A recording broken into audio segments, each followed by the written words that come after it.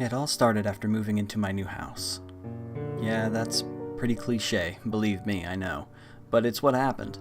I never experienced anything supernatural before, and though interested, I never really expected anything to happen to me.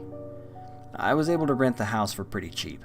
I didn't think anything of it because it was old and not in the best of neighborhoods, so I guessed I just got a good deal. After moving in, things were fine for a while. I don't remember exactly when it started because it seemed so minor at the time. I'd leave a light on in the kitchen or in the bathroom and come back to find it off. Honestly, I thought I was just forgetting that I turned them off already when I came back.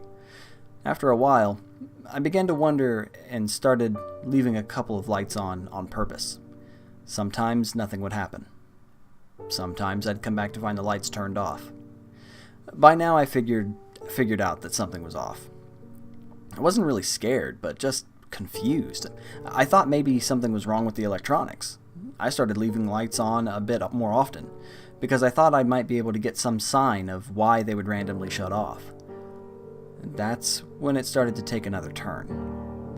The first time I remember something crazy happening was when I left the kitchen and the living room light on while I was asleep. I woke up to a deep, rumbling growl coming from the kitchen. Now, from the bedroom, you can see down the hall to the living room, and that room is connected to the kitchen. I remember waking up and thinking that there was an animal, or something, in my house. I looked down the hall toward the living room to see the light darken. Somebody had flicked off the light from the kitchen. Another low growl came, this time from the living room, and I nearly screamed as I saw something bolt across the length of the hall, opening, and then the living room light went out. I couldn't tell exactly what it was, though. It just seemed like a black shadow or something. It didn't really matter. I was scared shitless. I bolted from my bed and then threw on the bedroom light, expecting something to be in this room, and getting ready to come after me. Nothing. There wasn't anything in the room. I let out a low breath, and then I slowly moved down the hall into the living room. Once I got to the end, I practically ran to throw on the light switch there. Again, nothing. Kitchen next, and once again, nothing. I started to think I dreamed all of it before I went to turn off the light in the kitchen, and stopped. Now I was a grown man, but I was terrified to turn off that switch. And I'll admit it, I slept with the lights on that night. That was a mistake. When I woke up the next morning, all the lights were off again. I went to push myself out of bed and winced as my body felt sore. I pulled the sheets off to see long, red marks running down along my legs and arms. It looked like something scratched me in the middle of the night. That terrified the hell out of me, but not nearly so much as what I saw around the house. Every light I left on was smashed. Every light bulb that was on last night was broken. Every lamp knocked over and smashed in. My breath caught in my throat as I looked around. Something was fucked up as hell here. And something tried to, do something to me. I called in for work that day and went immediately to replace all the lights. I didn't know what to do then. I thought about leaving, but I know this probably sounds stupid, but this was my home. It was my first time away from my family, and this was my home. I couldn't give it up. So I stayed, even as it got worse. Even though I was beginning to become terrified of the dark, I couldn't really sleep with the light on me at night in the bedroom. I'd leave other lights on though, like in the hall or the living room, giving myself enough to see pretty well in my darker room. And almost every night, I'd wake up in the middle of the night to hear something growling and prowling around the living room, and the lights would shut off. I didn't want to go look. I was terrified at the thought of being in the same room with whatever was in there. So I curled up in bed and prayed it never came in. One night after this went on for a while, I'd had it. I bought a gun and turned on every light in the house. Then I sat down in the middle of the living room with my gun in my lap and a baseball bat sitting next to me. I waited. There was nothing at first, for a long time. At around 2 in the morning, I began to hear it. Oddly, it was behind me. I turned and peeked toward the hall to my bedroom and could hear that familiar growl. I swallowed and held my gun in one hand and the bat in the other, and slowly began to step around to get a better view of the bedroom from the living room. As I began to get a view of my bed, I heard a loud thump, followed by an inhuman roar. I, being the brave man I was, jumped back and away from the hallway. I wanted to end all this, but dear God, I didn't want to deal with that thing. I could hear tearing and smashing, and I don't know how I caught it, but I did manage to hear an audible click, and then nothing. Slowly I went back to peek down the hall, and the light was off again. A deep breath, and I ventured forth, my weapons ready. When I came to the bedroom and flicked the light back on, I gasped. My bed was ravaged, torn completely apart. It was like some animal had jumped into it and just ripped it to shreds. I stepped forward to look at what was left of my bed, and just stood in shock for who knows how long. It wasn't until I heard the sound of a familiar growl that I turned around. Standing near my door, right at the light switch, was when I finally saw it. It was a man. A white and rotting man with a mangled body that looked like he had been a dog's chew toy, staring at me. I was too in shock to even raise my weapons.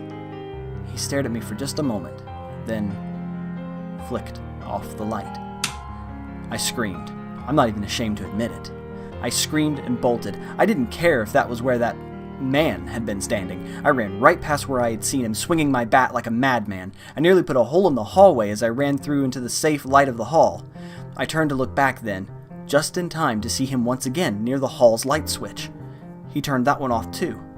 By then, I didn't want to fight. I wanted to be safe. I burst past the living room and into the brightness of my kitchen.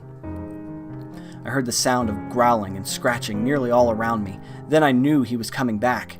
I looked back to once again see that the mangled and rotting corpse of a man turned off another light with a broken finger and plunged me into terrifying darkness. I broke for the living room. This was going to be my final stand. I'd have to fight here. I drew close to the standing lamp that was my last line of defense. It hated the dark, so I stayed right here, next to this comforting standing lamp. I waited for it to turn off, but it never did. I looked around and quiet. Nothing but quiet. I turned then to look at that saving grace of a lamp that refused to yield. I started to find myself laughing. A crazy, but alive, laugh, and I thought I'd finally be okay. I stepped closer and I swear I almost hugged that lamp. Until I saw it. I heard the growl first coming not from behind me, but in front. From that lamp. My eyes widened and I stared as the light from the lamp intensified. I stumbled back and I don't know what happened, but I think I tripped on something. I just know I found myself flat on my back staring up at that bright, intense light. It wasn't comforting any longer. Just hot and heavy and bright. I thought it was going to burn me away. And then it came. I don't have words to describe what poured from that lamp's light. It was hideous, twisted, and filled with rage. I know I'll never forget those eyes, though. Bright, hot, and white. 2 glowing circles of pure malice. It hated me. It hated everything about me, and not just me. It hated all of us. Every human being. But it was stuck here, and it would lash out at what it could. Me. I don't know how I knew this, but I just knew. It lunged for me, and I prepared myself for a painful death. The light went out. Once again came darkness. Sweet, quiet, relaxing darkness. I stayed on the ground for a long moment, letting my eyes adjust as I kept my gaze fixated on where my standing lamp was. As the seconds passed, I could start to make him out. That mangled man standing by the lamp, one torn hand upon the switch as he looked down at me. I understood then. I understood what it all meant. Everything that happened. The man pulled his hand away from it and then pointed a mangled finger toward it before, very clearly, shaking his head from side to side. All I could find myself doing was nodding. He wasn't the one trying to harm me. All this time, all those instances, he was trying to protect me. That creature could only come in the light. And this mangled man had been trying to keep me safe. He didn't want someone else to repeat his mistakes. I moved out the very next day, and never looked back. Whatever it was confined to that house, and so far, nothing has come at me from another light source. However, that thing will always stick with me in my mind. Every night, in my new apartment, I made a habit of wandering around the house, making sure every light is off, every curtain is closed, and made sure to plunge myself into quiet, comforting, and safe pitch darkness.